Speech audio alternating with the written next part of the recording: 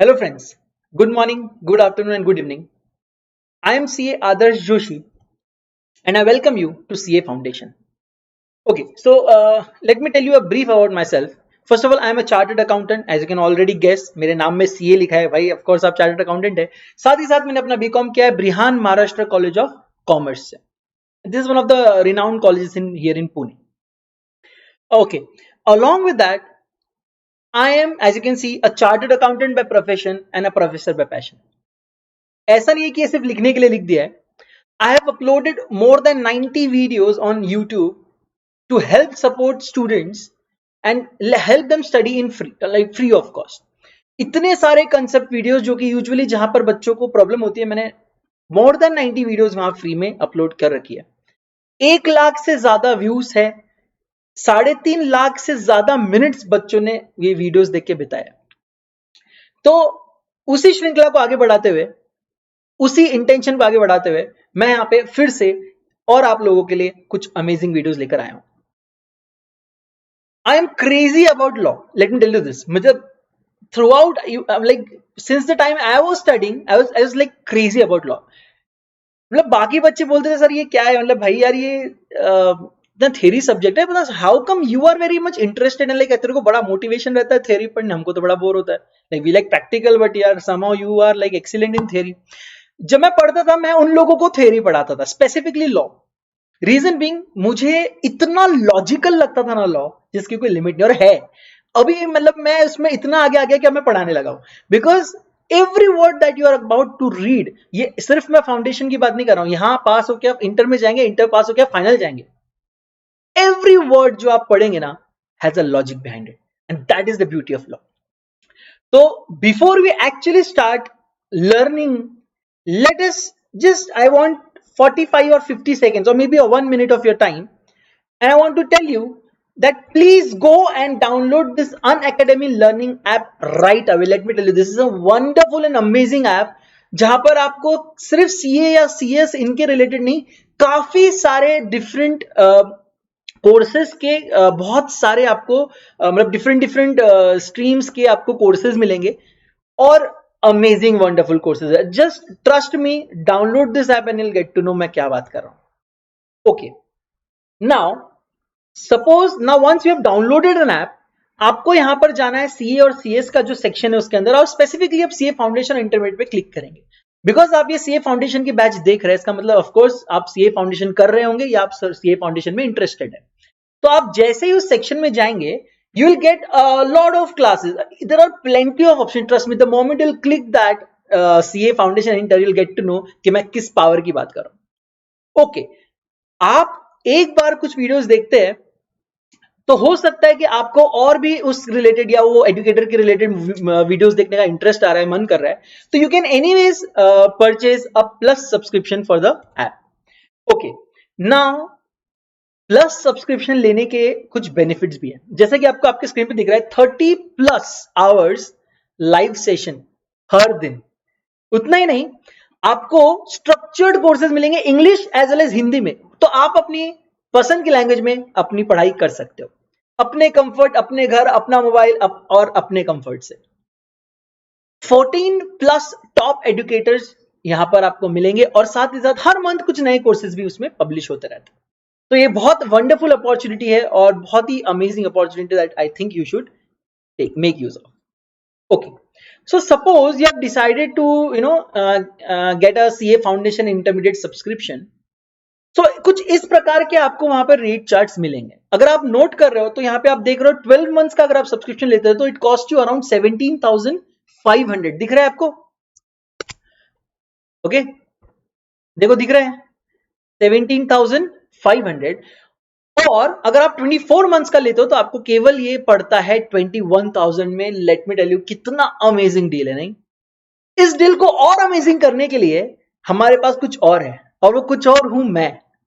तो ये देख रहे हो सीए आदर्श. सर ये एवे ही नहीं लिखा हमने यहां. सर ये है आपका कूपन कोड. ये कूपन कोड अगर आप यूज करेंगे तो you will get directly flat 10% of on your subscription, जो कि आप यहां देख रहे हो. देखो हो रहा है 21 की जगह you are just paying 18,900. Right. So अब ये सीए आदर्श यूज करके आप भी अपने आप को 10% का गिफ्ट दे सकते हो मेरी ओर से, ठीक है। तो do I request you do subscribe and उससे क्या होगा कि आप बहुत अमेजिंग और एकदम न्यू तरीके से पढ़ाई करोगे। ओके, तो चलिए अब हम लोग आ जाते हैं हमारे मेन करिकुलम पे जो हम आज पढ़ने के लिए आए हैं।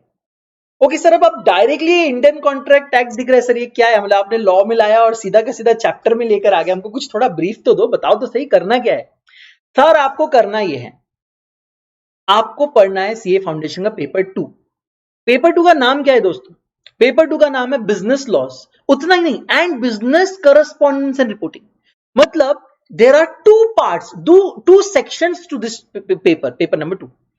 आज हम उसमें जो सेक्शन ए है उसके बारे में यहां पे चर्चा करने वाले हैं।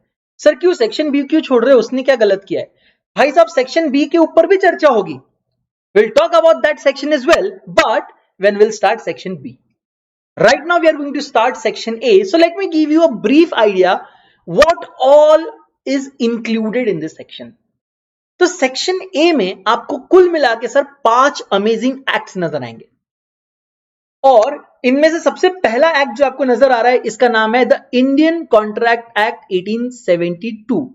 ये जो एक्ट है ना भाई साहब, ये हम लोग आज हमारे लेक्चर से स्टार्ट करने वाले हैं। ओके, इसके अलावा इंडियन कॉन्ट्रैक्ट एक्ट के अलावा और 4 एक्ट्स है। कौन से? First sale of goods act, इसके बाद इंडियन पार्टनरशिप एक्ट, उसके बाद limited liability partnership act, and the last one the companies act. अब sir before we get into all this कि इसमें क्या है उसमें क्या है, ये पढ़ना है वो पढ़ना है, पहले ना मैं आपको एक बेसिक चीज बताना चाहता हूं जो आज आप समझ लो ताकि पूरी जिंदगी आप मजे लो उसके।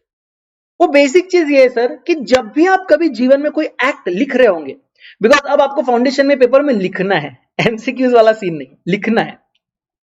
तो लिखते वक्त सर एक्ट लिखे कैसे? जिस प्रकार से यहां पे लिखा है ना सर, उसी प्रकार से लिखिए तो बेटर है। कैसे?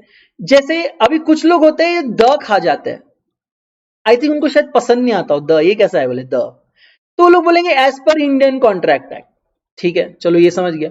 अब ये इंडियन कॉन्ट्रैक्ट एक्ट में भी थोड़ा और चिंगुसी कर लेते हैं। कैसे? आए तो कैपिटल लिखा, ये यहां पे ऐसा कर दिया, और ये एक्ट ऐसा लिख दिया। सर ये घोर पाप अगर आप मेरे स्टूडेंट हैं तो आप नहीं करेंगे। देखो भाई लोग, लॉ है ना बहुत अमेजिंग चीज है। Let me tell you this, अगर आप लोग लगता है अरे यार ये तो लॉ मैंने पढ़ा और मुझे समझ में आ गया, बहुत सी चीजें आपको पढ़ते समझ में आती है, but let me tell you, जो चीजें मैं इस क्लास में आप लोगों को बताने वाला हूं, आप वो सिर्फ केवल रीडिंग करके आपको कभी समझ में नहीं आएगी, या बहुत लेट समझ में आएगी। ये छोटी छोटी मगर मोटी बातें बहुत काम आती है दोस्तों। तो आपको करना क्या है, आपको सिंपली द से स्टार्ट करना है। इंडियन अगर आप लिख रहे हो तो इंडियन भी आप लिखेंगे आई कैपिटल, कॉन्ट्रैक्ट का भी सी कैपिटल लिखेंगे, और ऑलवेज एक्ट का ए कैपिटल लिखेंगे।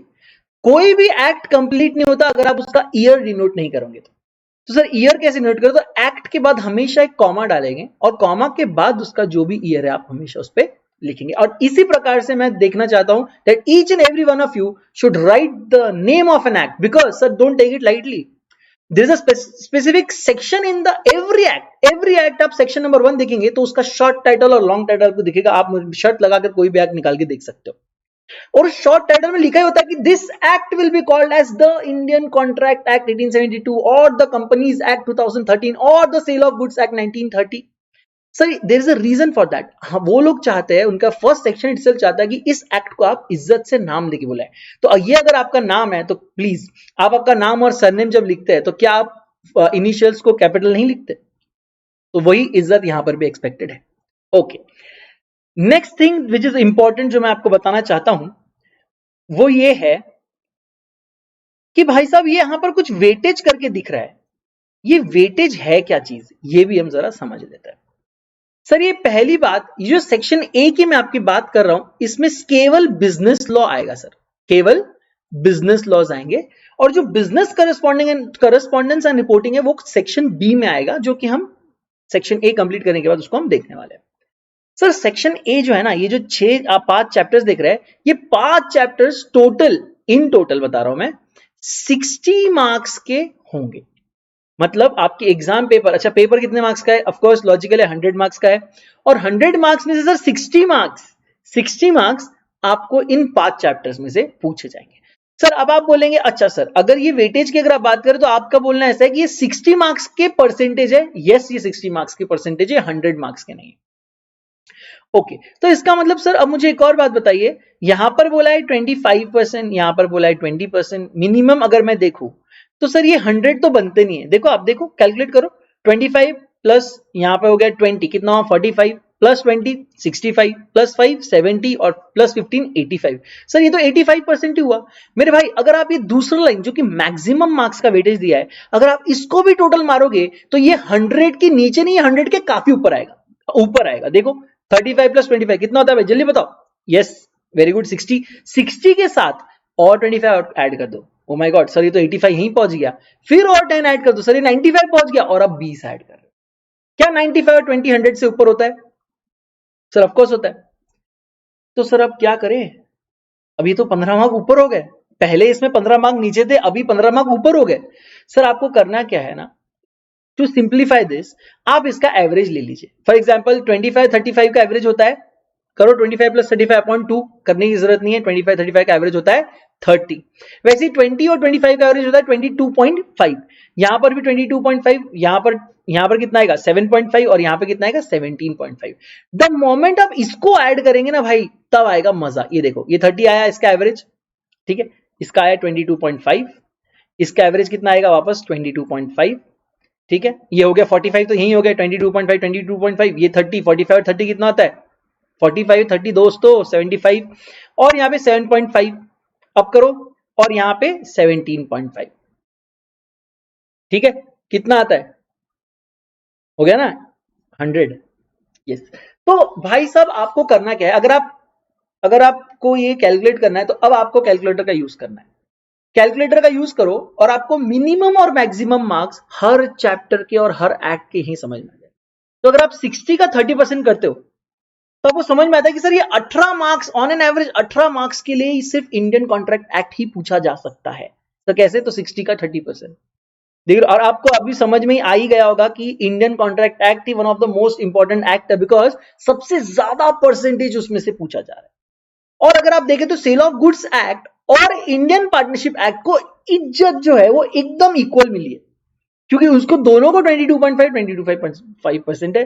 और सर एलएलपी एक्ट को बहुत ही कम इज्जत दी है क्योंकि उसको सिर्फ 7.5% मार्क्स के लिए दिए गए, और 17.5 ये जो है ये है कंपनीज एक्ट को। अच्छा कंपनीज एक्ट का इंपॉर्टेंस ये है ना कि देखो भाई पहले मैं आपको इंपॉर्टेंस वाइज समझा देता हूं। देखो अच्छा मैं ये जो सब समझा रहा हूं ना, I am not wasting your time, let me tell you this, ये सारा ज्ञान आपको काम आएगा जब आप ये पूरा क्लास कर चुके होंगे और आप रिवीजन का प्लान करेंगे। जब आप रिवीजन का प्लान करेंगे तब भी आपको वेटेज ध्यान में रखते हुए रिवीजन करना है।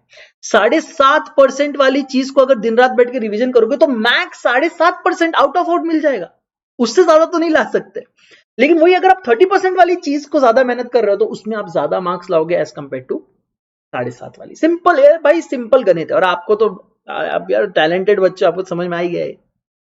ओके तो यहां पर आपको करना क्या है, रिवीजन के वक्त भी इस चीज को आपको ख्याल में रखना है। ठीक है चलो लेट अस, आपको अभी मार्क्स ओरिएंटेशन समझ में आ गया कि भाई कौन सा मार्क्स ओरिएंटेशन वाइज कौन सा चैप्टर सबसे ज्यादा इंपॉर्टेंट है। आप रैंकिंग भी दे सकते हो, अगर आप लोग रैंकिंग देना चाहे तो मैं इसको रैंक 1 दूंगा बिकॉज इसका सबसे ज्यादा परसेंटेज है।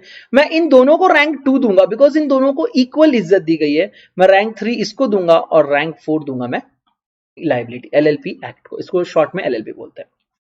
तो मुझे एक चीज समझ में आएगी सर इसका रैंक 1 है तो इसको हमको सबसे ज्यादा इज्जत देनी है, पढ़ते वक्त भी रिवीजन करते वक्त भी, क्योंकि इसमें से काफी कुछ क्वेश्चंस हमारे आने वाले हैं। और सर मुझे एक और बात समझ में आ गई, आपको नहीं आई है मुझे आई है, मैं आपको बता रहा हूं कौन सी बात। आपको इस चैप्टर को भी इज्जत देना है, बिकॉज आई बिलीव कि सिर्फ एग्जाम का सोच के मत पढ़ो। कैसा है, कोई भी बच्चा बुक उठा के अगर रटना चालू करे तो ये इतनी बड़ी भी बुक नहीं है कि रट नहीं सकता। I hate those kind of people कि जो बैठ के बुक को सिर्फ रट रहे हैं, बिकॉज वो लोग अंडरस्टैंडिंग में कुछ नहीं है। कहां है सब memory memory memory memory, logic build नहीं करते। हर जगह आप बच जाओगे, कंपनीज एक्ट में रट्टूफिकेशन नहीं चल पाएगा। Reason being companies act is not a one time act. Companies act आपको सीए इंटर में भी पढ़ना है, इनफैक्ट अच्छा खासा पढ़ना है। अभी आपको कंपनीज एक्ट में सेक्शंस होते हैं, मैं आपको बताऊंगा। आपको अच्छे खासे लाइक लगभग वन सेक्शन नंबर 1 से सेक्शन नंबर 147 तक आपको वहां पढ़ने हैं। उसके बाद के आपको फाइनल में पढ़ने, छोड़ना कुछ नहीं है। जितने भी सेक्शन है 470 पूरे के पूरे पढ़ने हैं, लेकिन फाइनल में अभी नहीं। अभी आपको एकदम बेसिक इसके चीजें जो आपका बेस बनाएंगे। अच्छा, एक और बात मैं आपको बता दूं, बेसिक मतलब नॉट इंपॉर्टेंट मत समझना भाई। अभी आप जिस फेज ऑफ लाइफ में हो, जितना स्ट्रॉन्ग बेस आज आपका बनेगा सीए फाउंडेशन में, उतनी आसानी होगी आपको इंटर और फाइनल में, सच में। तो इसीलिए आपके लिए एवरीथिंग इज एक्सट्रीमली इंपॉर्टेंट। तो इसी चीजों को, इन सारे नॉलेज को ध्यान में रख के हम ये क्लासेस स्टार्ट करते हैं। सर मार्क्स वेटेज तो आपने बता दिए, कौन से चैप्टर को कितना स्किल इन्वॉल्व करना है और कितना स्किल हमने हमारे अंदर डेवलप करना है, जो हमसे institute of chartered accountants of India expect करती है। The ICAI expects you of two level of knowledge, two level of skills। दो स्किल लेवल आपसे एक्सपेक्टेड है। एक है कॉम्प्रिहेंशन नॉलेज, कि आप कितनी चीजें ध्यान में रख सकते हो और कितनी चीजें आप इजीली समझ सकते हो। दूसरा होता है एप्लीकेशन ऑफ द नॉलेज। सिर्फ पता रहना, कोई भी चीज सिर्फ पता रहना इज नॉट इनफ, आपको उसको करते भी आना रहना चाहिए, करते भी आना चाहिए। फॉर एग्जाम्पल, हम सबको पता है चाय पत्ती, शक्कर, पानी, दूध, चाय बन जाता है। अरे भाई कैसे, कब चाय पत्ती डालना है, कितनी चाय पत्ती डालना है, कब शक्कर डालना है, कितनी डालना है, कितना दूध डालना है, ये तो सिर्फ नॉलेज काम नहीं आएगा सर। नॉलेज को एग्जैक्ट अप्लाई कैसे करना, ये भी आपको आना चाहिए। ये दो स्किल लेवल है। बट आपसे इस पर्टिकुलर सेक्शन में कितना नॉलेज एक्सपेक्टेड और कितना स्किल्स एक्सपेक्टेड है, मतलब एप्लीकेशन पार्ट, ये हम देखने जा रहे हैं। तो अगर मैं अभी देखो, मैं सिर्फ और सिर्फ बिजनेस लॉस की यहां पे बात करूंगा, बिकॉज हम अभी स्टार्ट कर रहे हैं बिजनेस लॉस। जब हम यहां आएंगे ना बिजनेस करस्पॉन्डेंस रिपोर्टिंग, वो तो एक बहुत अमेजिंग सा स्टोरी है। तो तब अगर आप लोग मेरे साथ रहेंगे तो तब वो एक अमेजिंग सा स्टोरी भी आपको मैं बता दूं। बिजनेस लॉ की अगर आप बात करें तो 50 to 65% आपको कॉम्प्रिहेंशन और नॉलेज रखना पड़ेगा, 50 to 65%। और अगर आप एप्लीकेशन पार्ट देखेंगे तो 35 to 50% आपको एप्लीकेशन रखना पड़ेगा। अब सर यहां पर भी एक हिडन मैथ है जो मैं आपको समझाता हूं। एक हिडन मैथ है, मैं आपको समझाता हूं, ध्यान देना गौर से। अभी अगर आप कहीं पे भी भटक रहे हो तो प्लीज वापस अपनी आत्मा को अपने शरीर में वापस लाइए और इसको ध्यान से देखिए। सर एक पेपर तो होगा ना 100% मार्क्स का, 100% यानी 100 मार्क्स का 100%। अब ये बोल रहा है कि 100% में से sir 50 to 65% will be knowledge based and 35 to 50% will be application based. तो सर ये तो गणित मैच नहीं हो रहा। अगर आप देखें तो 50 + 35 ये 85 हो रहा है, और 65 + 15 फिर से सर 115 हो रहा है। अब इसमें एवरेज कहां से लाए? अब आप बोलोगे सर इसको भी एवरेज करो। देखो, अब मैं यहां पे आपको एक नया गणित बताता हूं। आइदर आप इसको एवरेज करो तो आपका 100 हो जाएगा, या आप अभी ध्यान से देखो मैं जो करने जा रहा हूं। अगर 50 मार्क्स का कॉम्प्रिहेंशन और नॉलेज पूछा गया तो 50 मार्क्स का एप्लीकेशन पूछा जाएगा। समझ रहे हो? 50 मार्क्स का अगर नॉलेज बेस पे क्वेश्चन आता है तो 50 मार्क्स का एप्लीकेशन बेस पे आएगा। और अगर 65 मार्क्स का नॉलेज पे आया तो 35 मार्क्स का एप्लीकेशन पे आएगा। And you, if you can do the math yourself, और इस प्रकार ये 100% का पेपर बनेगा। तो मतलब अब आप देखो, अब आप 65 से 35 तक कुछ भी हो सकता है। हो सकता है कोई पेपर हो कि बहुत सारा नॉलेज के बेस पे, कोई पेपर हो कि बहुत ज्यादा, लगभग आधा पेपर एप्लीकेशन पे बेस है। लेकिन सबको एक लिमिट है, कितनी? मैक्स 50% एप्लीकेशन आ सकता है, मैक्स 65% नॉलेज आ सकता है, और जो भी बचा हुआ फिगर रहेगा वो अपोजिट रहेगा। ठीक है, तो ये आपसे एक्सपेक्टेड है। ग्रुप जो सेक्शन बी की हम बात करेंगे, बिजनेस करस्पॉन्डेंस एंड रिपोर्टिंग की, और ये हम करेंगे जब हम एक्चुअली 2B यानी सेक्शन बी स्टार्ट करेंगे तब। तो ये पेपर सर 100 मार्क्स का है, लेकिन ये 100 मार्क्स को उन्होंने डिवाइड किया। चलो एक काम करते हैं, थोड़ा सा बेसिक अंडरस्टैंडिंग ले लेते हैं इसका। तो सर आपका बोलना है ऐसा, अच्छा मैं इसको शॉर्ट में बड़ा प्यारा सा नाम लेता हूं। क्या है ना कि ये बहुत बड़ा नाम हो जाता है sir, business law and business correspondence and reporting. तो why not give it a small name, cute सा। तो मैं इसको BLN BCR बोलूंगा। ये आपका पेपर 2 है 100 मार्क्स का। इसको उन्होंने दो पार्ट में डिवाइड कर दिया, section A, section B. Section A आपको समझ में आ गया कि बिजनेस लॉ के ऊपर है, कंपनी लॉ नहीं, कंपनी लॉ तो सिर्फ एक सेक्शन, एक चैप्टर है उसमें, बिजनेस लॉ के ऊपर है। और बाकी का जो पार्ट है, पार्ट बी, ये है sir business correspondence and reporting.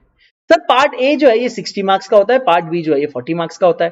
Part A के अंदर अगर आप सर ध्यान से देखेंगे तो देयर आर मल्टीपल एक्ट्स। कौन से एक्ट्स है बताइए? अभी हमने जस्ट देखा। सर हमको याद थोड़ी ना, आप तो ऐसे बोल रहे हो हम जैसे पता नहीं शेरलॉक होम्स थोड़ी ना है। चलो भाई, इंडियन कॉन्ट्रैक्ट एक्ट है, ये तो दिख गया था। सेल ऑफ गुड्स एक्ट आपको शायद याद होगा।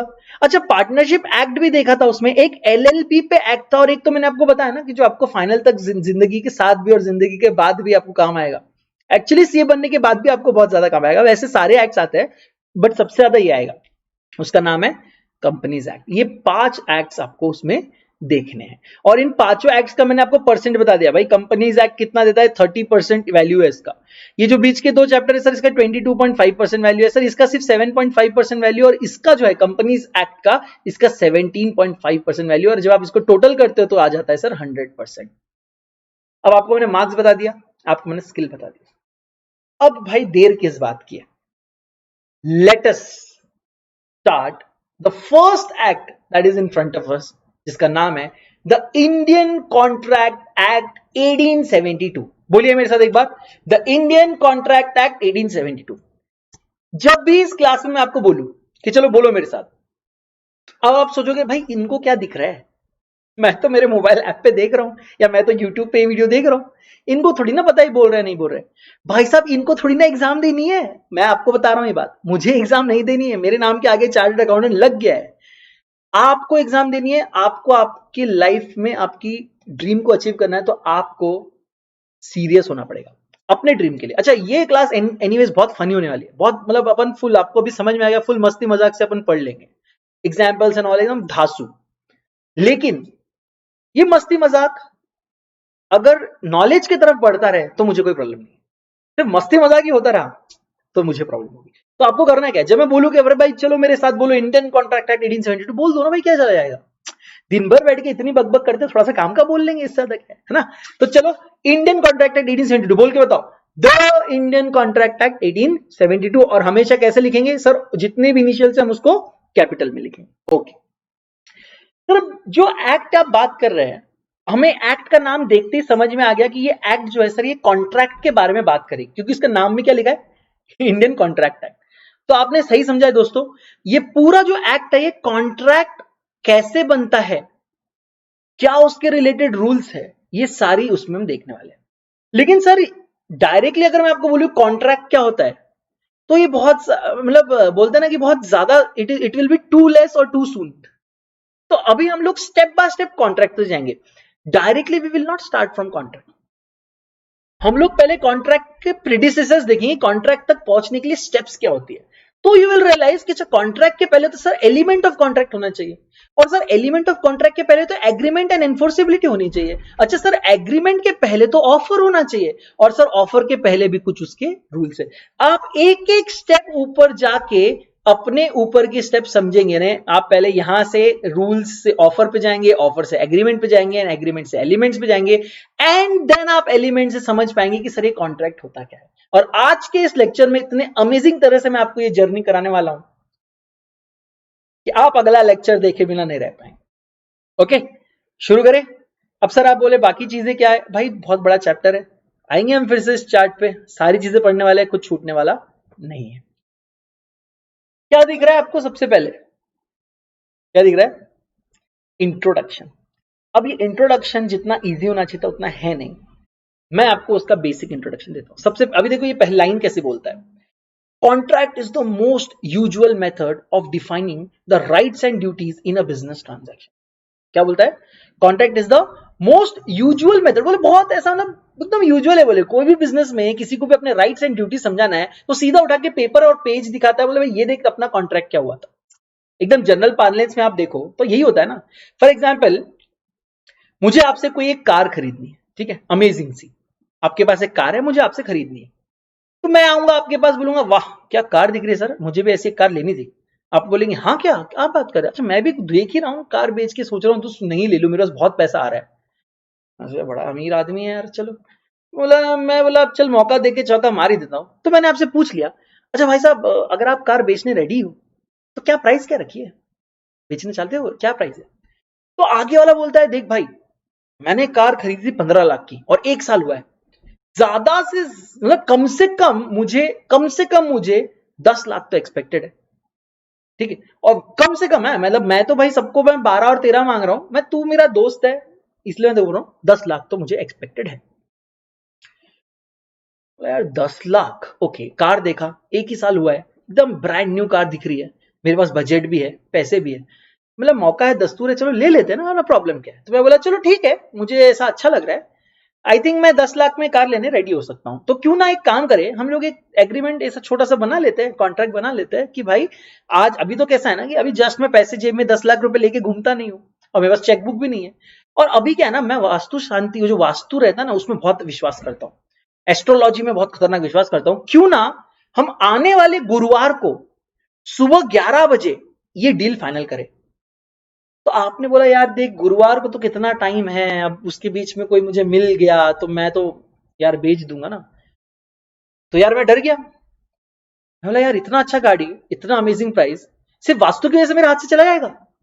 तो मैंने क्या बोला, चलो एक काम करते हैं ना, हम लोग एक पेपर पे लिख लेते हैं, मैं आपको एक टोकन मनी दे देता हूं, मैं आपको पैसा दे देता हूं, आप वो अपने पास रखो, और ये डील पक्की समझो, ये कॉन्ट्रैक्ट है, ये आप साइन करोगे, मैं साइन करूंगा, और गुरुवार को 11 बजे आके हम लोग ये डील कर लेंगे।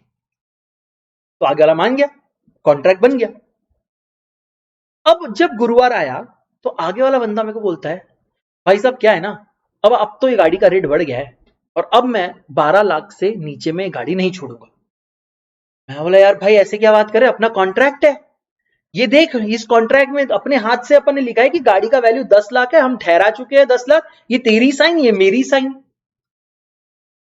तो अब आगे वाला बोलता है यार लेकिन सर, मैं बोला अगर मगर नहीं, मैं कौन हूं, I am a chartered accountant, yes, मैंने इंडियन कॉन्ट्रैक्ट एक्ट पढ़ा है, मैंने बहुत सारे एक्ट्स पढ़े हैं, तो मुझे सिखाएगा कि भाई ये कॉन्ट्रैक्ट है, इट इज लीगली एनफोर्सेबल, ये लीगली एनफोर्सेबल है। अब ये जो मैं टर्म्स यूज कर रहा हूं ना, मैं मजाक के लिए नहीं कर रहा हूं, ये सारी टर्म्स हमको पढ़नी है, जो ऑफर किया, एग्रीमेंट बनाया, लीगली एनफोर्सेबल है, कॉन्ट्रैक्ट एंटर को, ये सारी टर्म्स हम पढ़ने वाले हैं, प्लीज ध्यान से सुनो। मैं बोला भाई मुझे पता है ये कॉन्ट्रैक्ट है और ये लीगली एनफोर्सेबल है, अगर अब तू मुझे ये 10 लाख में गाड़ी नहीं देगा तो I will sue you in court.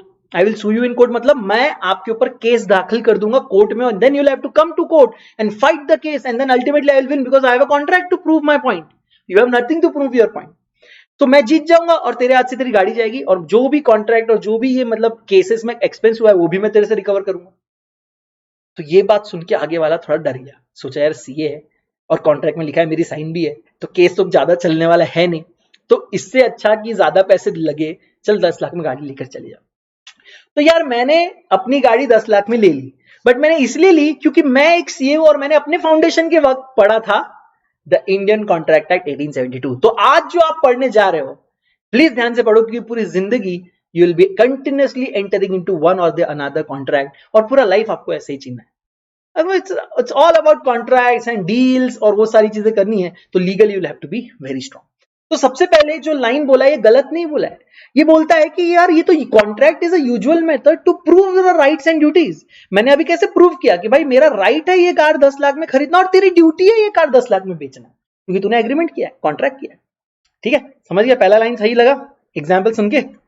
Okay, अब चलते हैं सर सेकेंड पॉइंट, अब थोड़ा सा और स्पेसिफिक, मतलब थोड़ा सा देखो मतलब एक ऐसे वर्ड कैसे बदलते हैं।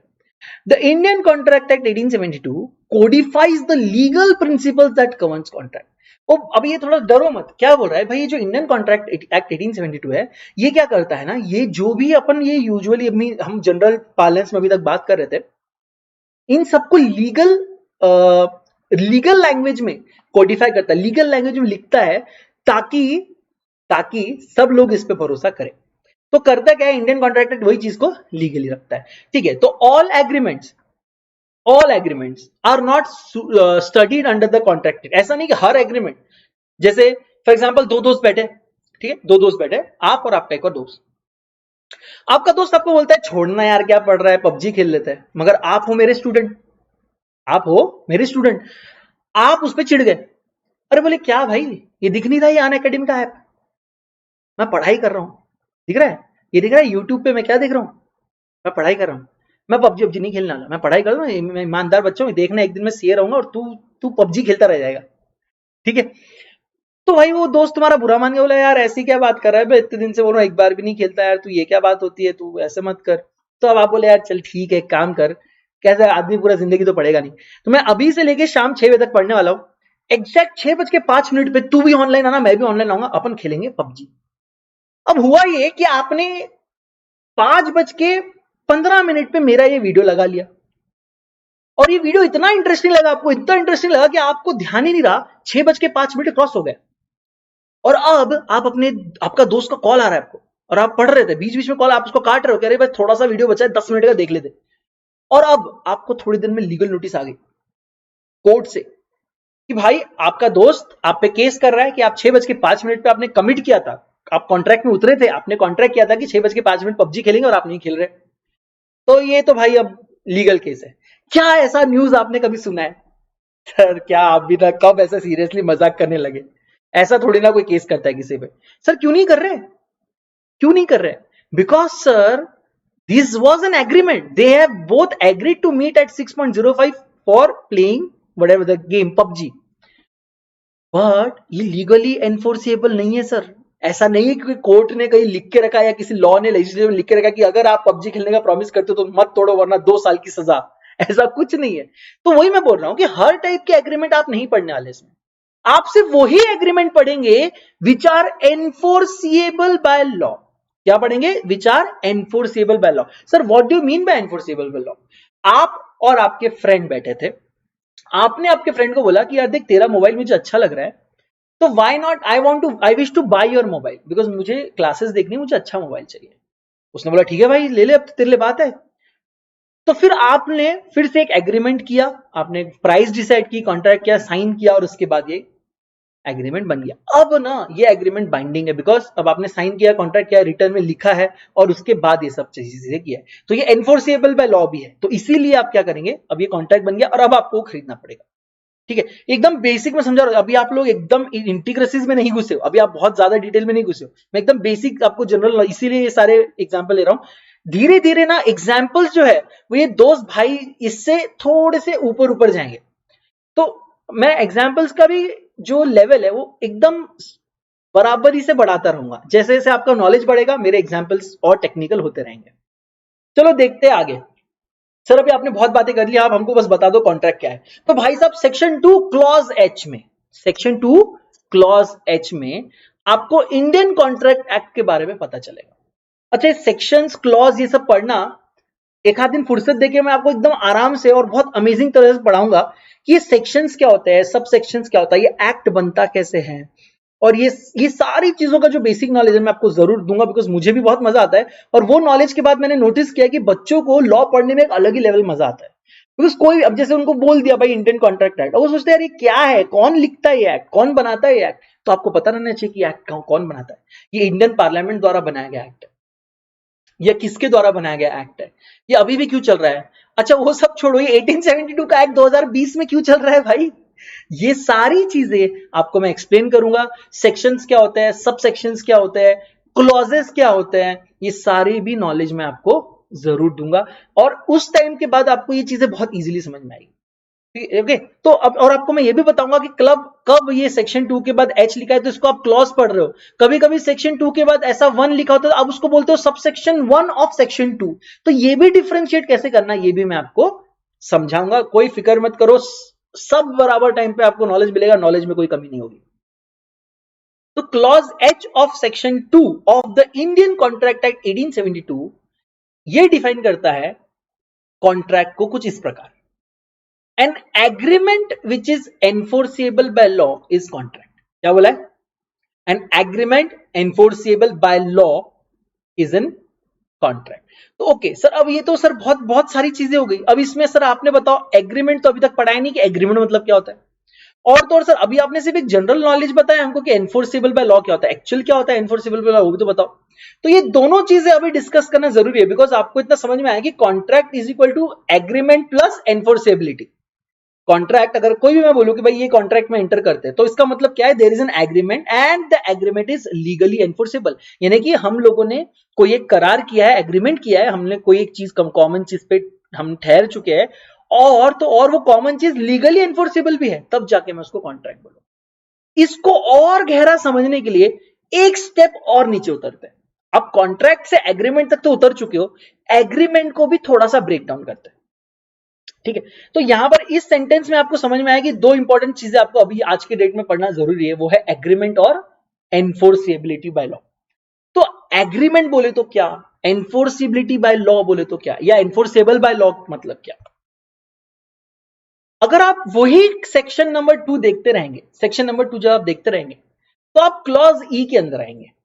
ठीक है, मैं आपको अगले कुछ चैप्टर इसमें लेक्चर्स में आपको मैं बेयर एक्ट दिखाने वाला हूं, मैं आपको दिखाने वाला हूं कैसा एक्ट दिखता है, कौन बनाता है, कैसे बनाता है। तो आप अभी सिर्फ थोड़ा सा पेशेंस रखिए और कुछ कपल ऑफ लेक्चर्स देखिए, आपको पूरा ऐसा बेस बना के दूंगा जिसकी कोई लिमिट नहीं।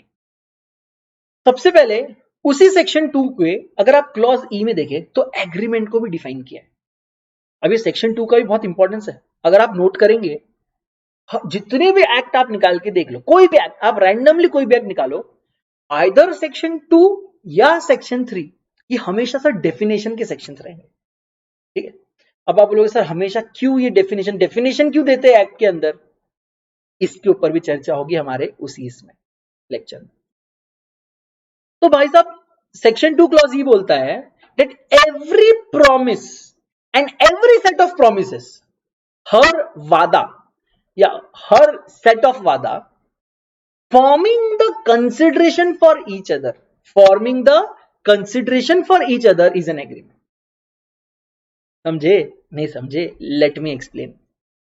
भाई साहब मैं आपको अब वादा मतलब क्या है समझाने आ रहा हूं, प्रॉमिस। मैं और आप बैठे हैं और मुझे आपकी कार खरीदनी है, तो मैंने आपको क्या बोला कि सर मुझे आपकी कार खरीदनी है, आपने बोला अच्छा ठीक है मुझे भी बेचनी है, बोला ओके, क्यों ना आप यू और ये हूं मैं मी। ठीक है, मैं मतलब अभी देखो कंफ्यूजन ऐसा होता है ना लाइफ में, ये है स्टूडेंट और मैं हूं C. Student has car and needs money, ये has money and wishes or wants to buy a wants car। तो सर अब क्यों ना plus minus plus plus minus plus कर दिया जाए, आपके पास कार है आपको पैसा चाहिए, मेरे पास पैसा है मुझे कार चाहिए, तो क्यों ना ये जो कार है ये मैं यहां वांट कार निपटा दूं और ये जो मनी है मैं यहां पे नीड मनी में निपटा दूं। यानी आई being a chartered accountant will promise you to pay money, that is 10 lakh rupees, if you promise me to give your car or sell your car। तो सर अगर आप देखें तो एग्रीमेंट में there will always be a promise or a set of promises forming the consideration for each other। Sir consideration मतलब something in return, रोकड़ा। Consideration मतलब कि भाई आप कोई भी काम करते हो तो आप बोलते हो ना उसके बदले मुझे क्या मिलेगा, बोलते हैं ना आप कंसिडरेशन के। आपको घर वालों ने बोला कि बेटा जा 5 किलो कांदा लिया, तो आपका सवाल अच्छा मैं कांदा ले आऊं बट देन मुझे इस काम को करके मुझे क्या फायदा है, तो मे भी आपके घर वाले बोले ठीक है ना बेटा तेरे खाने में कांदा डलेगा। आई लव कांदा, ठीक है चल मैं चला जाता हूं। तो हर एक काम के लिए आप एक इक्वल कंसिडरेशन ढूंढते हो ताकि वो काम करने का मोटिवेशन रहे। ठीक है, कोई भी काम आप देख लो कंसिडरेशन के साथ ही होगा।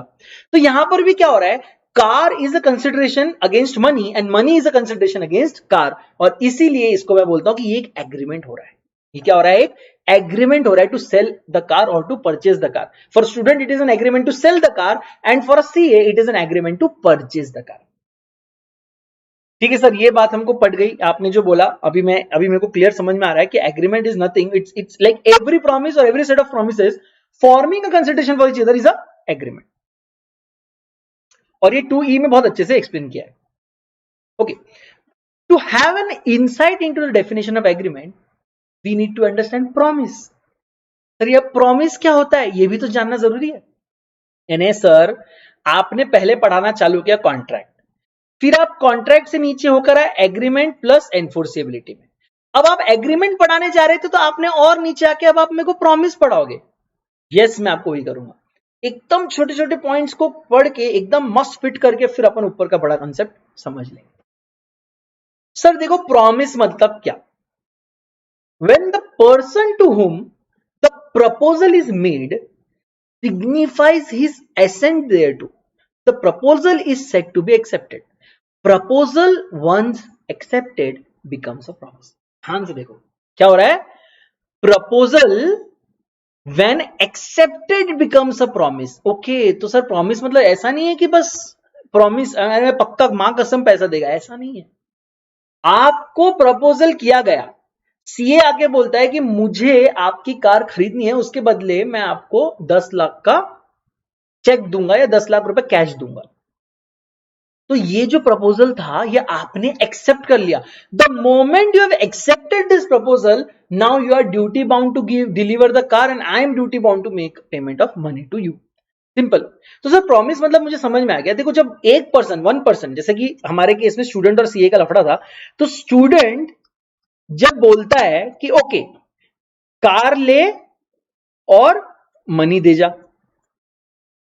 ठीक है, सीए के पास मनी है ना. तो अब जब सीए ने बोला कि ठीक है आपकी कार मुझे दे दो, मैं आपको पैसे दे दूंगा, और आपने द मोमेंट हां बोल दिया, that means you have promise to sell your car to me. इसको उल्टा देखते हैं, इसको उल्टा देखते हैं, इसी ट्रांजैक्शन को उल्टा देखते हैं. आपने being a student you asked me, आपने मुझे सीए को पूछा भाई साहब मैं अपनी कार बेचना चाहता हूं 10 लाख रुपए में, अगर आप चाहो तो खरीद सकते हो. अगर मैंने एक्सेप्ट कर लिया, मैंने कहा हाँ 10 लाख तो मेरे पास है, मुझे कार चाहिए भी है, तेरी कार तो मुझे पसंद भी है, हाँ चल कर लेते हैं. अब हाँ किसने बोला, एक्सेप्ट कौन किया, मैं. तो फिर मेरे लिए बन गया ये प्रॉमिस. तो सर इसका मतलब ये दोनों, स्टूडेंट भी एक प्रॉमिस करता है और सीए भी एक प्रॉमिस करता है. यस, ये दोनों एक प्रॉमिस करते हैं. प्रॉमिस यानी क्या है, इनको प्रपोजल आया है और इन्होंने एक्सेप्ट किया है. ओके, इसमें से भी कुछ पॉइंट्स निकल के आते हैं, ध्यान से देखना. The following points emerge from the about definition. When the person to whom the proposal is made, जिसको भी, फॉर एग्जांपल अभी जैसे हमारे एग्जांपल में क्लियर रखते हैं, सीए ने जाके प्रपोजल दिया है स्टूडेंट को, तो person to whom the proposal is made, तो ये किसको प्रपोजल किया गया है, स्टूडेंट को. ओके, स्टूडेंट ने किया क्या, signifies his assent on that proposal which is made to him. Sir what do you mean by assent, ये तो सर बहुत नए नए वर्ड्स हमारे सामने आ रहे हैं.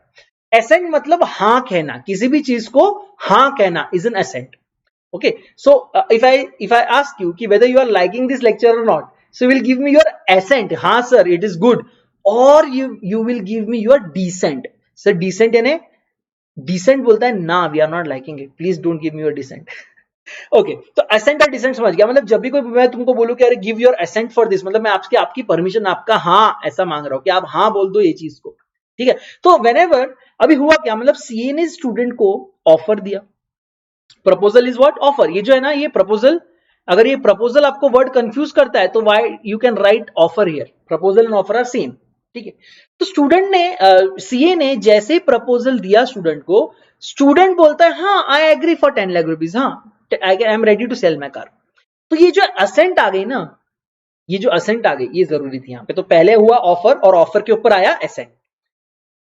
तो अब ये जो ऑफर है ना, इस ऑफर को मैं बोलूंगा ऑफर एक्सेप्टेड. स्टूडेंट ने एक्सेप्ट किया, हाँ बोल दिया ना भाई, सिंपल. सीए ने बोला कार बेचेगा क्या, स्टूडेंट बोलता है हाँ, बन गया, हो गया. There was an offer which got accepted. Oh my god sir, ये offer got accepted, offer plus acceptance है ना. तो क्या ये बनता क्या है सर, ऑफर प्लस एक्सेप्टेंस है. सर ये बन जाता है, ध्यान से देखो, प्रॉमिस. क्या आपको ये समझ में आया कैसे बनाए promise. There was an offer, CA ने एक ऑफर दिया था, किसको, स्टूडेंट को, कि बेटा 10 लाख में कार मैं खरीदने रेडी हूं. स्टूडेंट ने वो ऑफर में हाँ एसेंट दिया, यस बोला. The moment offer was combined with acceptance, it resulted into promise. Oh my God sir, इसका मतलब ऑफर था, ऑफर, अच्छा ऑफर मतलब समझता है. ऑफर तो एकदम सिंपल है ना, I can offer to buy anything from you, you can offer to sell anything to me, you can offer to buy anything from me as well. तो ये ऑफर मतलब कुछ नहीं भाई, अच्छा भाई तेरा अच्छा दिख रहा है, ये क्या क्या है, चश्मा गॉगल अच्छा दिख रहा है, खरीद लूं क्या मैं. You can say, I can say no, और ठीक है आप ऑफर तो दे सकते हो, कोई उसमें कोई मना ही नहीं है, ठीक है. मतलब लीगल ऑफर देना, ऐसे इलीगल ऑफर्स मत देना, ठीक है, वो भी पढ़ेंगे हम उसमें भी. तो offer when accepted becomes a promise. ठीक है सर, मुझे समझ में आ गया, offer when accepted becomes a, oh my god थोड़ा आगे चला गया मैं. Offers once accepted becomes a promise. देखो यहां पे लिखा है एक्सेप्टेड प्रपोजल या accepted offer becomes a promise. Thus we say that an agreement is the result of proposal made by one party to the other party and that other party gives his acceptance thereto of course for a mutual consideration. तो यहां पर वो बोला गया है कि कोई भी एक पार्टी दूसरे पार्टी को कुछ ऑफर करेगी कि भाई ये खरीद ले, ये बेच दे, कोई एक ऑफर होगा और अगर दूसरी पार्टी उस ऑफर को एक्सेप्ट कर लेती है तो वो बन जाता है प्रॉमिस। ये समझ गया आपको? क्या ये सिंपल था? मैं आपको एक थोड़ा सा और क्वेश्चन पूछ के कंफ्यूज करने की कोशिश कर लेता हूं, क्योंकि क्या है, हम अभी पढ़ रहे हैं बेस। अगर बेस स्ट्रांग होगा तो लाइफ में हम आगे का इजीली पढ़ पाएंगे। तो अगर मैं बोलूं कि मिस्टर राम है और मिस्टर श्याम है और आप में से किसी का नाम राम श्याम है तो I am sorry, Ram wants to sell his laptop for ₹50,000. Shyam के बारे में अभी मैं चुप रहता हूं। What happened? one fine day, Ram, ध्यान से देखो, अप्रोच्ड श्याम के घर गया राम और उसको क्या बोला राम ने कि भाई देख मेरे पास लैपटॉप है, तू खरीदेगा क्या? तेरे को खरीदना है क्या? Do you want to buy the laptop, buy my laptop? Shyam ने बोला तेरा लैपटॉप कितने का है? 50,000 का। ओके, द मोमेंट राम ने बोला ना कि मेरा लैपटॉप खरीदेगा क्या, was an offer. It was a offer, जिसको आप क्या बोल सकते हो? प्रपोजल बोल सकते हो कि नहीं? अब श्याम ने बहुत देर सोचा और श्याम ने बोला ठीक है मुझे लैपटॉप की जरूरत है, सस्ते में मिल रहा है, 1 लाख का लैपटॉप तो 50,000 में बेच रहा है, अच्छा लैपटॉप है, नया लैपटॉप है, तो मेरा दोस्त है, मुझे पता है तूने अच्छे से इसको यूज किया है। उसने श्याम ने बोल दिया यस। Yes means what? क्या होता है ये? असेंट हो गई ना, ये यस बोल दिया तो असेंट हो गई। जैसे श्याम ने यस बोला तो it was an offer which got accepted. तो अब ये क्या बन गया? वेरी गुड, ये बन गया प्रॉमिस। हो गया, प्रॉमिस बन गया। ठीक है, आगे चलूं अब मैं, देखते हैं आपको कितना समझ में आया। इसका मतलब सर क्या ये जो लिखा है यहाँ पे, क्या जो ये लिखा है ये सही है कि नहीं? देखो क्या लिखा है, agreement is equal to offer plus acceptance. लेकिन सर अभी तो आपने जब लास्ट स्लाइड दिखाई तो आपने क्या बोला? Offer plus acceptance, yes is an acceptance. ये तो सर मतलब ये तो प्रॉमिस हो गया ना। ओके, एक और स्टेप पीछे जाओ, एक स्टेप और पीछे जाओ। सर एग्रीमेंट मतलब क्या होता है? ये है इसका fun. Every promise and every set of promise forming a consideration for each other.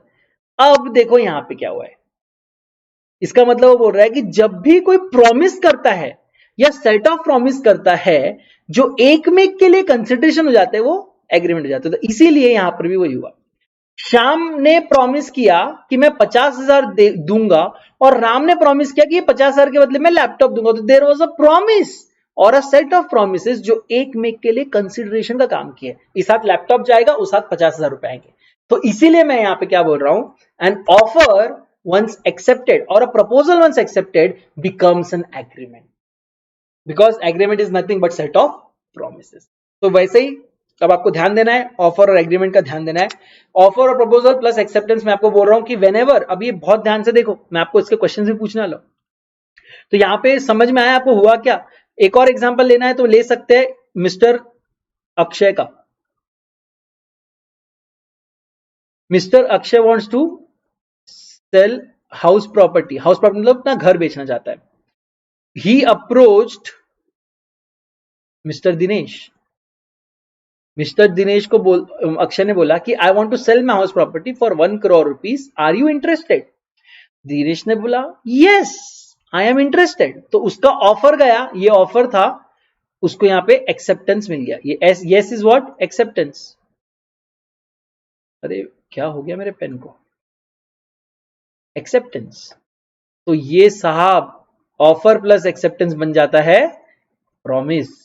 और सर प्रॉमिसेस और सेट ऑफ प्रॉमिसेस जो एक में के लिए कंसिडरेशन हो, यहां पर कंसिडरेशन है ना, हाउस प्रॉपर्टी के बदले 1 करोड़, 1 करोड़ के बदले हाउस प्रॉपर्टी। तो ये दोनों प्रॉमिसेस एक में के लिए क्या है? कंसिडरेशन है। तो ये सर प्रॉमिस कुछ और नहीं बल्कि क्या कहलाएगा? Very good, agreement. Okay sir, अब आपने हमें ना बहुत सही लाया। अभी तक क्या कर रहे थे आप, नीचे उतार रहे थे, यानी आपने कॉन्ट्रैक्ट से एग्रीमेंट पे लाया, एग्रीमेंट से ऑफर पे लाया। अब आपने क्या किया सर, अब आपने बहुत अच्छी चीज की, आपने ऑफर प्लस एक्सेप्टेंस से हमको वापस ऊपर एग्रीमेंट पे ले गए। अब मैं एक और अच्छी चीज करना, समझ गया, मैं आपको एग्रीमेंट से कॉन्ट्रैक्ट तक लेके जाता हूं, देखो कैसे। एक चीज समझ में आती है, हम समझने की कोशिश करते हैं, enforceability by law. Sir what do you mean by enforceability by law? An agreement to become a contract, ठीक है, must give a rise to legal obligation. What do you mean by legal obligation? Sir, when I am saying, हमारे पुराने example में कि भाई Akshay wants to sell an house property and Dinesh wishes to buy the same, तो ये दोनों ने promise कर लिया, प्रॉमिस मतलब एग्रीमेंट बन गया, एग्रीमेंट बन गया। अब बात क्या है ना, ये जो एग्रीमेंट बना, ये लोग इन्होंने एक प्रॉपर इसका एक डीड बनाया, डीड बनाया, एक डॉक्यूमेंट, ऑफिशियल डॉक्यूमेंट एग्रीमेंट बनाते हैं स्टैम्प पेपर में वगैरह, ये ट्रांसफर डीड बनाई। और इसके लिए एक उसने दिनेश ने जो है वो बुकिंग अमाउंट वगैरह पे किया, प्रॉपर प्रॉपर, और ये लीगली बाउंड है। मतलब अगर अब कल को अक्षय मना कर देता है ये बेचने, या दिनेश मना कर देता है खरीदने, तो इसका लीगल रिप्रकशंस होंगे। सर लीगल रिप्रकशन मतलब उसके लीगल, इस पे अब लीगल केस हो सकता है, लीगल स्टेप्स उठाई जा सकती है। तो इसीलिए एनफोर्सेबल बाय लॉ, मतलब एनफोर्सेबल बाय लॉ का बहुत बड़ा मीनिंग है। अब देखो ना, एक कॉन्ट्रैक्ट में आपको और बताता हूं तो आपका एनफोर्सेबल बाय लॉ का मतलब समझेगा। मिस्टर राम, अब प्रॉमिस ही चाहिए ना आपको, प्रॉमिस करते हैं टू पे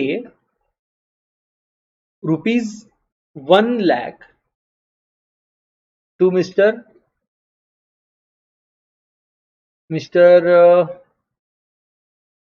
श्याम कर देते हैं, sorry I am running out of names it seems. और Q if mister Shyam promises, promise चाहिए ना, तभी तो एग्रीमेंट बनेगा, दो प्रॉमिस चाहिए, प्रोमिसेस टू, ध्यान से देखो, किल रावण। फनी हो रहा है, हंसो मत अकेले बैठ के प्लीज। तो मिस्टर राम ने बोला कि देख भाई, जो भी रावण को मारेगा मैं 1 लाख दूंगा, जो भी नहीं। उसने शाम को बोला कि भाई देख, अगर तू जाके रावण को मारेगा ना, मैं 1 लाख रुपए दूंगा। ये दोनों मान गए। शाम बोला अच्छा रावण को मारना है, मैं तो बाएं हाथ का खेल है, मैं यूं मार दूंगा, तू पैसे तैयार कर। राम बोला अच्छा है, अच्छा है, तू मार के तो आप फिर देखते हैं। शाम गया, उसको मार के वापस आ गया। तो राम ने बोला मैं नहीं देगा पैसे, मैं नहीं देगा। There was no agreement. Sir क्यों? बिकॉज यार ये जो तूने प्रॉमिस टू किल किया ना, it is not enforceable by law. भाई ये तो इलीगल हो गया ना, किसी को मारना ये कोई प्रॉमिस है? It is not an, it is, there is no legal obligation. तो ये कोई प्रॉमिस होता है मारना वारना? ये तो अलाउड ही नहीं ना, हमारे कंट्री के लॉ में अलाउड ही नहीं किसी को मारना वारना। तो ये तो कोई एनफोर्सेबिलिटी है ही नहीं इसकी। अगर एनफोर्सेबिलिटी ही नहीं है, अगर एनफोर्सेबिलिटी नहीं है, तो हमारा जो एग्रीमेंट हुआ था, एग्रीमेंट था, एग्रीमेंट के बारे में मैं कुछ नहीं बोल रहा हूं। देखो, तुमने मुझे प्रॉमिस किया तुम रावण को मारोगे, मैंने तुमको प्रॉमिस किया मैं 1 लाख दूंगा। There was an agreement, but the agreement was not legally enforceable. क्यों? क्योंकि किसी को मारने के लिए तुम कोई एग्रीमेंट नहीं कर सकते, हमारे इंडियन पिनल कोड मना करता है। अदरवाइज सब लोग बैठ के सुपारी देंगे ना भाई, लोग लीगली सुपारी देते बैठेंगे सब लोग, तो वो हम नहीं चाहते। So what can happen is, in this case it may very well be an agreement, it is a valid agreement, but it is not a contract, because as we have already learn, any agreement to become a contract, the basic requirement is the agreement should be enforceable by law.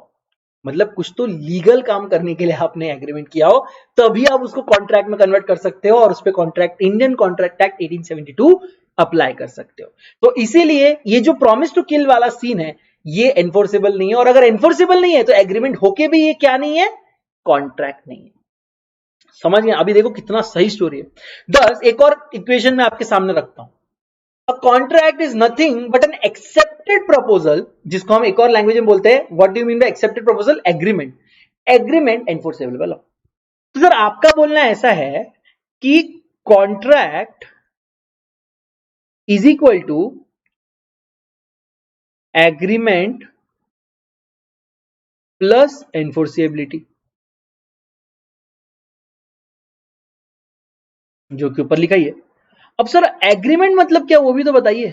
वो तो आपने वो भी आपने हमें बताया, वो भी हम एक बार कंफर्म कर लेते हैं। Agreement means offer plus acceptance. Yes, समझ में आया? तो सिर्फ ऑफर रहा, only offer, there is only offer. Mister Ram ने मिस्टर श्याम को बोला मेरी गाड़ी खरीदेगा क्या, मेरी गाड़ी खरीदेगा क्या? कौन बोला? मिस्टर राम ने बोला मिस्टर श्याम को। मिस्टर श्याम ने जवाब ही नहीं दिया।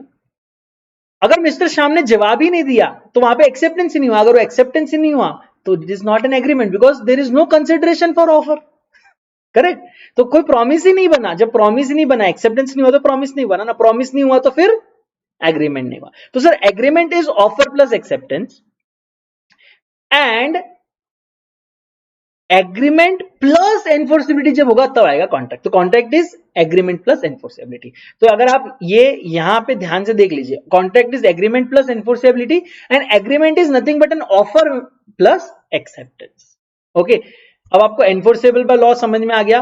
अब आपको ऑफर एक्सेप्ट करना कैसे, मतलब हाँ बोल दिया तो एक्सेप्ट हो गया, ये समझ में। अभी हम बेसिक बातें करें, हम लोग एकदम डिटेल लॉ में नहीं गए। मैं आपको सिर्फ बेसिक बताना चाह रहा हूं कि हम लोग दुनिया में कैसे कॉन्ट्रैक्ट करते हैं। एकदम डिटेल में जाएंगे हम, ऐसी बात नहीं कि नहीं जाएंगे, लेकिन स्टेप बाय स्टेप। ओके, तो सर एक एग्जांपल ले लेते हैं। If A agrees with B to sell a car for 2 lakh. A ने क्या बोला? ए ने बोला कि भाई ये जो तेरे को कार दिख रही है ना, ये मैं ₹2 लाख में बेचने रेडी हूं। कितने में? 2 लाख में। किसको बोला ए ने? ए ने ये चीज बोली मिस्टर बी को। ओके, ये तो क्या हुआ? इसको तो सिर्फ ऑफर बोलेंगे ना हम, है ना।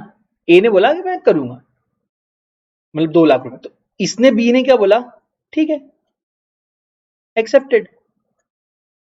अभी एक्सेप्टेड, इसका मतलब क्या हो गया? ये हो गया एग्रीमेंट।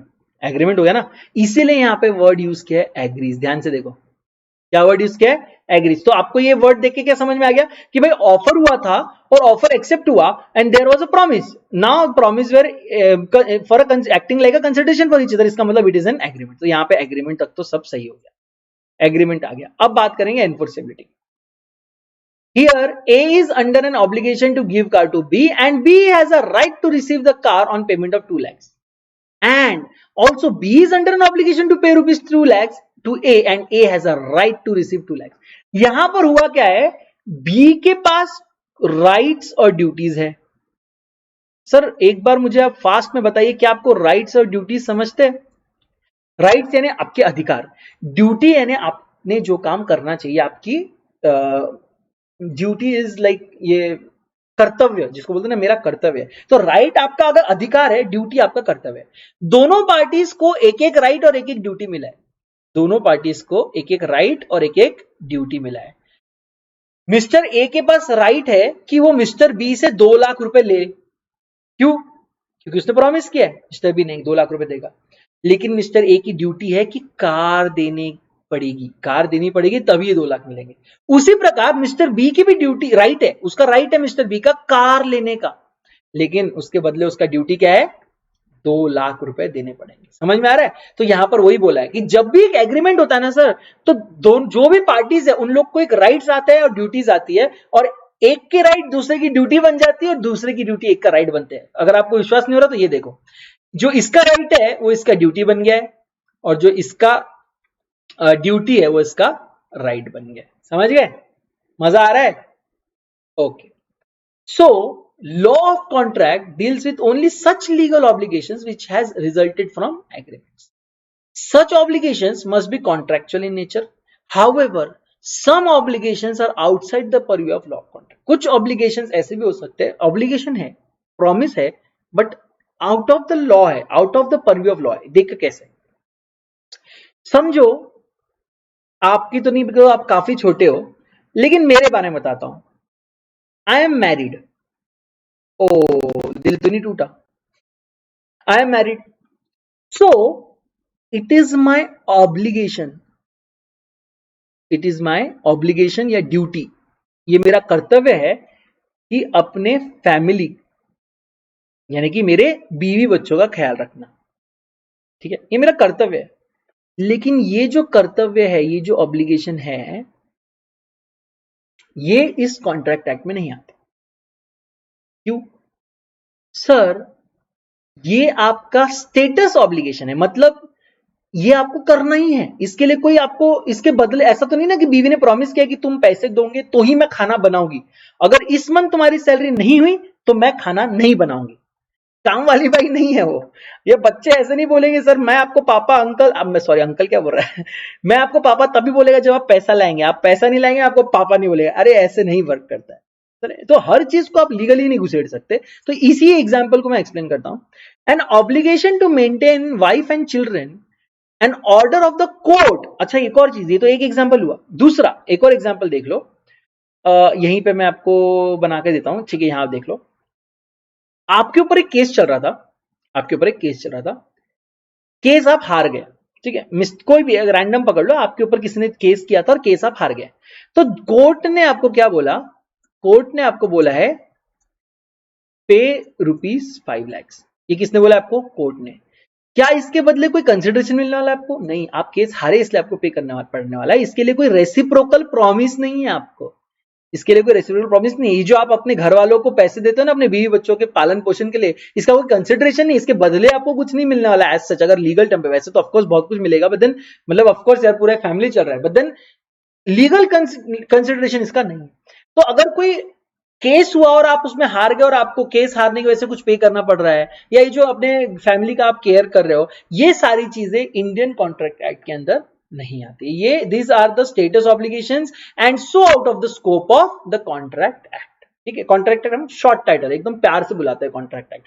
उसका लॉन्ग टाइटल क्या है, पूरा नाम क्या है, द इंडियन कॉन्ट्रैक्ट एक्ट 1872। समझ रहे क्या भाई लोग, इधर तक इतना सब कुछ समझ में आया है।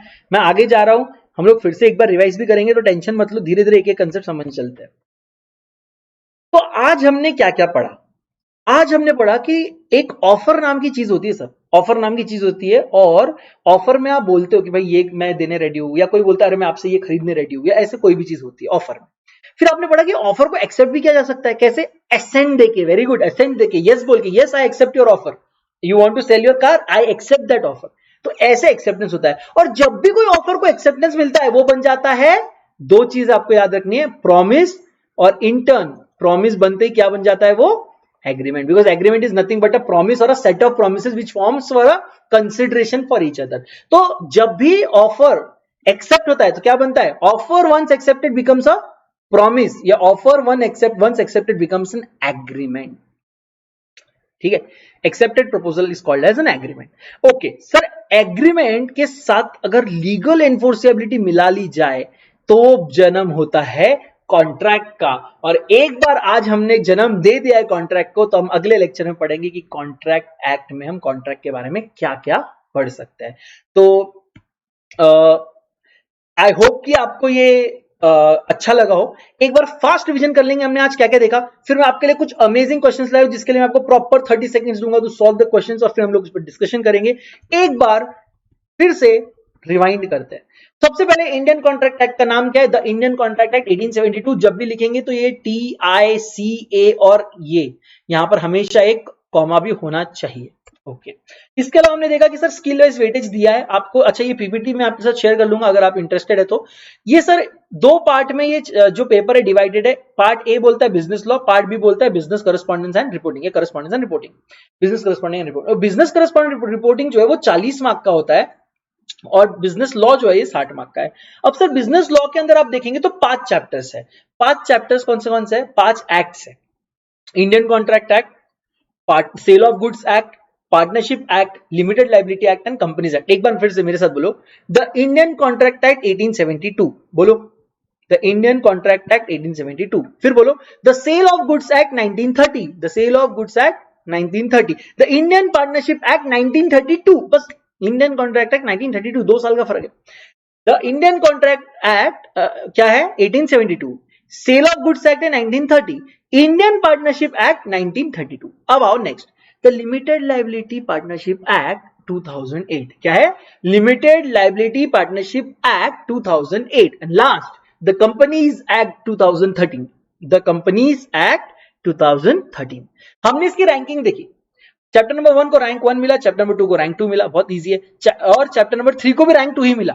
ठीक है, फिर उसके चैप्टर नंबर 4 को 4 रैंक है, चैप्टर नंबर 5 को 3 रैंक है। चले, तो ये 60 मार्क के हिसाब से आप इसको परसेंटेज में अगर करेंगे तो आपको ये मार्क्स मिल जाएंगे। जैसे कैसे करना है, 60 का 30% कितना होता है, तो आपने यहाँ पे कर दिया है 18 मार्क्स, तो ये चैप्टर पे 18 मार्क्स के लिए इस प्रकार से आपको उसको मल्टीप्लाई करते जाना है। फिर आएंगे आप स्किल वाइज पे। मैंने आपको बताया क्या स्किल एक्सपेक्टेड है आपसे, यहाँ पे 50 to 65% का नॉलेज या कॉम्प्रिहेंशन बात हो सकती है, और 35 to 50% आप पे एप्लीकेशन पे बात हो सकती है। फिर हमने देखा इंडियन कॉन्ट्रैक्ट एक्ट 1872 में क्या क्या पढ़ना है। हमने आज एक ये बहुत सारा अमेजिंग पार्ट पढ़ा। हमने क्या क्या पढ़ा, हमने पढ़ा कॉन्ट्रैक्ट बनने के लिए सर एग्रीमेंट प्लस एनफोर्सेबिलिटी चाहिए। अच्छा, एग्रीमेंट बनने के लिए सर ऑफर प्लस एक्सेप्टेंस चाहिए। अच्छा, ऑफर में भी सर कुछ लीगल रूल्स है, वैलिड ऑफर। आज नहीं पढ़ा हमने, डरो मत, ये आज नहीं पढ़ा है, ये जो है ना ये हम अगले चैप्टर्स में, अगले लेक्चर्स में पढ़ने वाले हैं कि what are the legal rules for valid offer, what are the kinds of offer, essential of a proposal, communication of offer, ये सारी चीजें पढ़ेंगे। अच्छा, एक्सेप्टेंस के बारे में भी हम पढ़ेंगे, legal rules of valid acceptance and communication of acceptance. जब ये सारी चीजें पढ़ लेंगे तब हमको ऑफर कैसे एक्सेप्ट हो सकता है सब कुछ लीगली समझ में आ जाएगा। जब आपको ऑफर एक्सेप्टेंस समझ में आ गया तो ऑफर वन एक्सेप्टेड बिकम्स अ एग्रीमेंट, प्रॉमिस, तो एग्रीमेंट समझ में आ जाएगा। फिर एग्रीमेंट और एनफोर्सेबिलिटी को जब आप मर्ज कर लोगे तो आपको क्या मिल जाएगा, कॉन्ट्रैक्ट मिल जाएगा। और कॉन्ट्रैक्ट के बारे में हम कुछ और इसेंशियल्स पढ़ेंगे, और कौन से टाइप्स के कॉन्ट्रैक्ट होते हैं ये हम पूरा का पूरा पढ़ेंगे, और इसी के साथ हमारा इंडियन कॉन्ट्रैक्ट एक्ट भी कंप्लीट हो जाएगा। कितना इजी है सर, आपने अमेजिंग बता दिया, thank you thank you. Okay, तो कॉन्ट्रैक्ट एक्ट यूजुअल मेथड है जिसमें मैंने आपको एग्जांपल बताया कि आप डॉक्यूमेंट दिखा के राइट लायबिलिटी सब अपनी साबित कर सकते हो। इसके बाद हमने देखा था कि हर एग्रीमेंट इसमें नहीं पढ़ा जाएगा। आपने बोला ना अपने अपने पति पत्नी का ख्याल रखना, बच्चों का ख्याल रखना इज नॉट एग्रीमेंट, बट ये लीगली एनफोर्सेबल नहीं है। तो ऐसे एग्रीमेंट आएंगे जो लीगली एनफोर्सेबल है। फिर सर कॉन्ट्रैक्ट मतलब क्या है, an agreement which is enforceable by law. अच्छा सर, एग्रीमेंट क्या है, तो एग्रीमेंट इज अ प्रॉमिस और a set of promises which forms consideration for each other. Okay sir, इसके बाद आपने बताया कि भाई पहले तो कुछ स्टेप्स होते हैं प्रॉमिस के लिए। Promise is what, it's an offer once when accepted. तो क्या होता है सर, एक बंदा किसी और को ऑफर करता है और जो दूसरा बंदा है जिसको ऑफर हुआ है वो अपना एक्सेप्टेंस देता है। जब ये दोनों चीजें कंप्लीट होती है तब जाके मैं बोलता हूं एक प्रॉमिस बना। ठीक है, तो offer once accepted becomes a promise. तो अभी यहां पे हमारे केस में दोनों एक मेरे को ऑफर कर रहे थे। राम बोल रहा था शाम को कि बेटा लैपटॉप खरीद ले 50,000 में, शाम बोल रहा था ठीक है लैपटॉप दे दे 50,000 में। अब दोनों ने एक मेरे को प्रॉमिस कर दिया, दोनों अब बाउंड है बिकॉज ये प्रॉमिस बन गया है एग्रीमेंट। तो यहां पर क्या होना चाहिए, वन पर्सन जिसको प्रपोजल मिला है वो अपना एसेंट देता है तो प्रपोजल हो गया एक्सेप्टेड, और अगर एक्सेप्टेड हो गया तो अब वो बन गया प्रॉमिस और अब वो लीगली एनफोर्सेबल है। तो agreement is what, agreement is offer plus acceptance. ठीक है, फिर हमने देखा एनफोर्सेबल बाय लॉ मतलब ऐसा लीगल काम होना चाहिए, किसी को मारने मारने का काम लीगल नहीं है इसलिए ये एनफोर्सेबल बाय लॉ नहीं रहेगा। तो कॉन्ट्रैक्ट कैसे बनता है sir, any proposal which is accepted and it is enforceable by law will become a contract. ध्यान से सुनो क्या बोल रहा हूं मैं, when a offer is accepted and is enforceable by law it becomes a contract. या आप ऐसा भी बोल सकते हो that agreement plus enforceability becomes a contract. ठीक है, ये तो मैथमेटिक्स इक्वेशन बना लिया। फिर ये एग्जांपल भी देख लिया, आपको प्रॉमिस समझ में आया इसके लिए। और इसके बाद हमने देखा क्या चीजें नहीं आती। अगर आपको कोर्ट ने पेनल्टी दी है तो पेनल्टी एग्रीमेंट में नहीं आएगी, अगर आप अपने बीवी बच्चों का ख्याल रखते हो तो एग्रीमेंट में नहीं आएगा। तो प्रॉमिस दोनों साइड होना चाहिए, एग्रीमेंट एक में को कंसिडरेशन होना चाहिए। तो इतनी चीजें हमने पढ़ ली। अब मैं आपको चैलेंज देता हूं, कुछ 5 इजी क्वेश्चन है, प्लीज उसका आंसर दीजिए। 30 सेकंड्स के बाद मैं उसका आंसर दे दूंगा।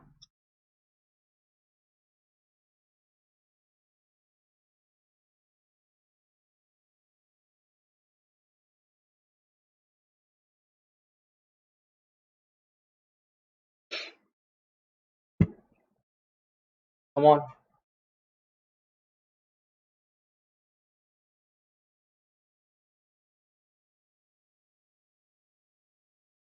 3 2 1 गो। आई नो आपने बहुत जल्दी दे दिया होगा।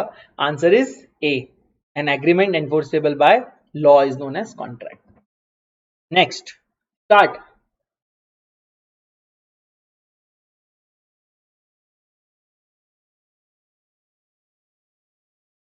Easy right.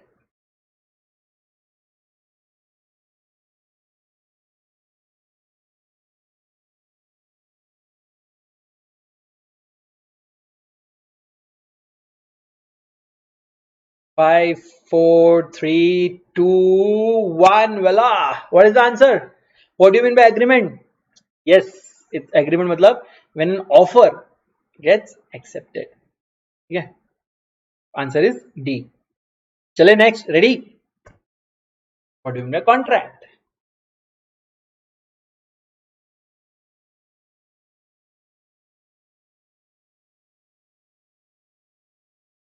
Come on.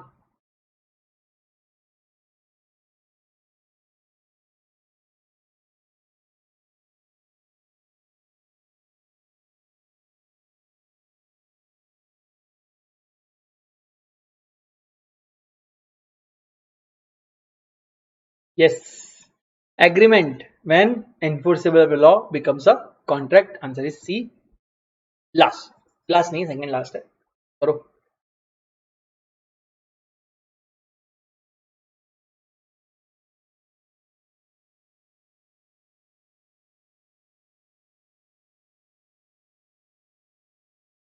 क्या है answer? Proposal when accepted becomes a 5, 4, 3, 2, 1. The answer is promise. Proposal when accepted becomes a promise. Okay. Last question. ध्यान से देखना. चलो.